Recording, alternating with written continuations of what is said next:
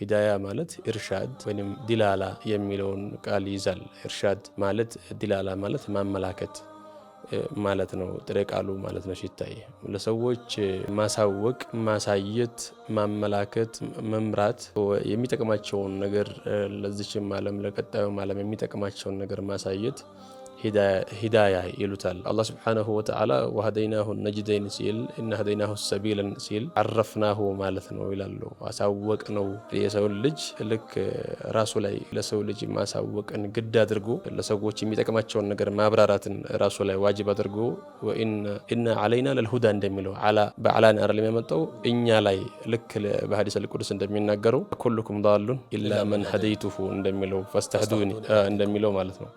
አላህ ስብሓነሁ ወተዓላ ሌላ የቁርአን አንቀጽ ላይ ወማ ኩና ሙዐዚቢነ ሐታ ነብዐተ ረሱለን ሰዎቹን ሳያሳውቃቸው ሳይነግራቸው ቀጥተኛውን መንገድ ሳያሳውቃቸው ስለማይቀጣቸው ነው። ሂዳያ ማለት ማሳየት ማለት ነው። አላህ ስብሓነሁ ወተዓላ በራሱ ላይ ሊያሳየን ግድ እንዳደረገው ሁሉ ማንም አስገድዶት ሳይሆን በራሱ ላይ እና ዐለይና ለልሁዳ እኛ ላይ ነው ለሰዎች ማሳወቅ ማብራራት ያለው እኛ ላይ ነው። እኛ በራሳችን ላይ ግድ አድርገናል የሚለው ለሰዎች ማሳወቅን የሚጠቅማቸውን ለዚህም ዓለም ለቀጣዩም ዓለም